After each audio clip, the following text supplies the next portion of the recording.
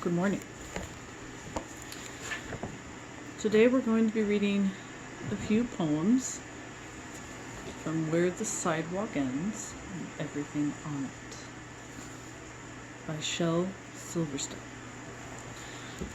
Today's audio in the background, if you can hear it, is waves crashing. Yeah. Cool. Let's get started. The toucan. Tell me, who can catch a toucan? Lou can. Just how few can ride the toucan? Toucan. What kind of goo can you stick on the toucan? Glue can. Who can write some more about the toucan? You can.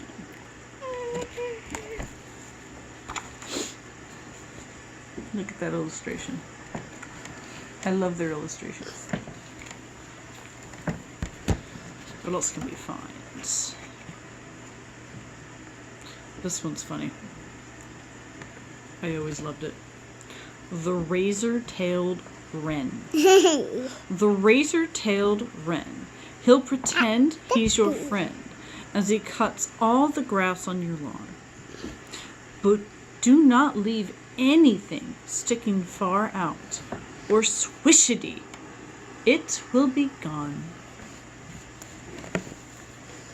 This is one of my favorite illustrations. And the one next to it. Please do not make fun of me, and please do not laugh. It isn't easy to write a poem on the neck of a running giraffe. Bunny. You bunny. Oh, what else can we do here?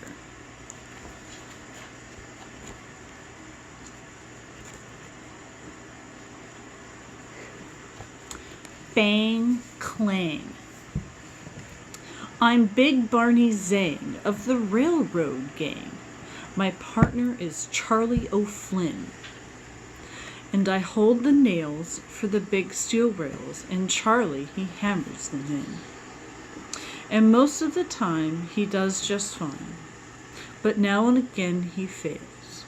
Maybe tomorrow I'll hammer them in and let Charlie hold the nails.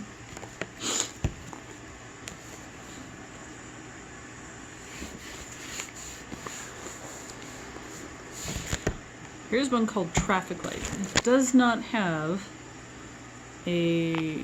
have an illustration. That's okay though. Can you put that down? The traffic light would simply not turn green, so the people stop to wait. As the traffic... Hey, please don't push the screen, okay? The traffic light simply would not turn green, so the people stopped to wait. As the traffic rolled and the wind blew cold and the hour grew dark and late.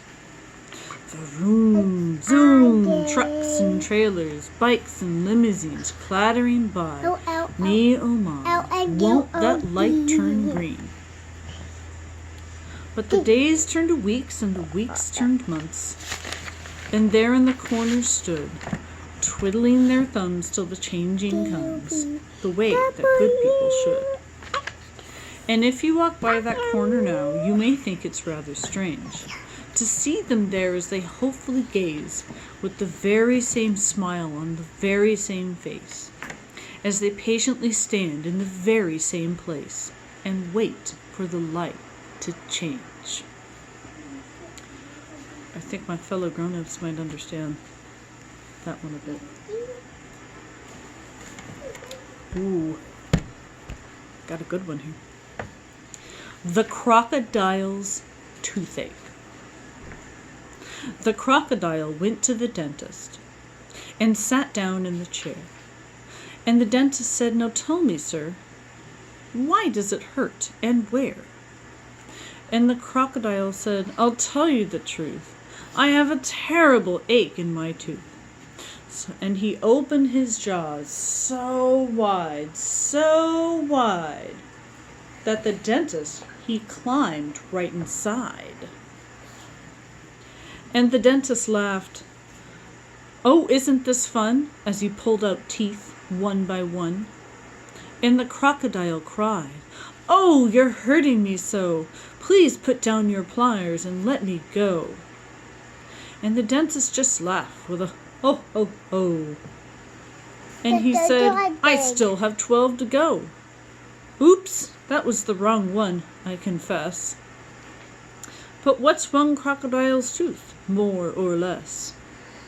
Then suddenly the jaws went snap, and the dentist was gone, right off the map. And where he went one can only guess, to north or south or east or west. He left no forwarding address, but what's one dentist, more or less? This one has an illustration.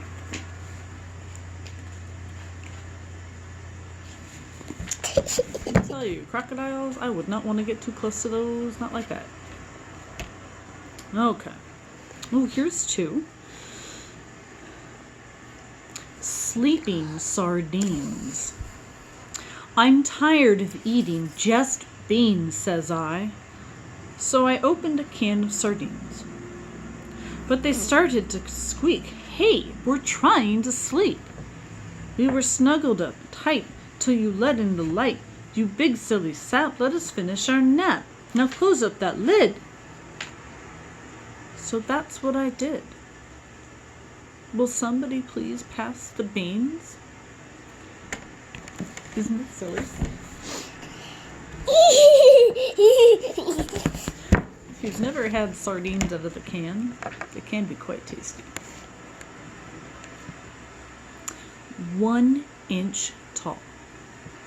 Mình One. Do we have a ruler here? I don't have my ruler. You got a ruler? On your ruler. It's okay. So 1 inch. You see this space right here?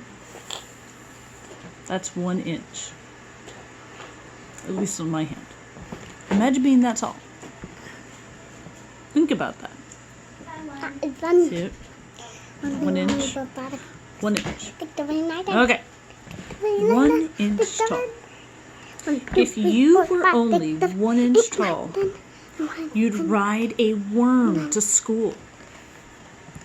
The teardrop of a crying ant would be your swimming pool. A crumb of cake would be a feast and last you 7 days at least. A flea would be a frightening beast if you were 1 inch tall. If you were 1 inch tall, you'd walk beneath the door, and it would take about a month to get down to the store. A bit of fluff would be your bed. You'd swing upon a spider's thread, and wear a thimble on your head if you were 1 inch tall. You'd surf across the kitchen sink upon a stick of gum. You couldn't hug your mama. You'd just have to hug her thumb. You'd run from people's feet in fright. To move a pen would take all night. This poem took 14 years to write, 'cause I'm just 1 inch tall.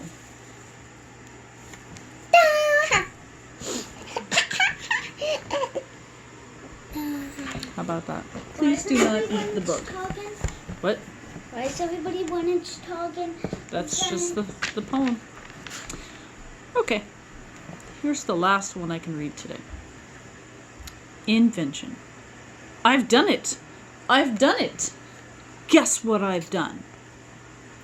Invented a light that plugs into the sun. The sun is bright enough. The bulb is strong enough. But oh, there's one thing wrong. The cord isn't long enough.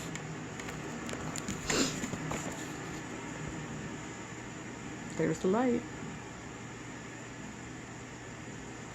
Not long enough. Well, Bye-bye. thank you for reading with us. We hope you enjoyed it. I'm done now. Right, I'm not done talking.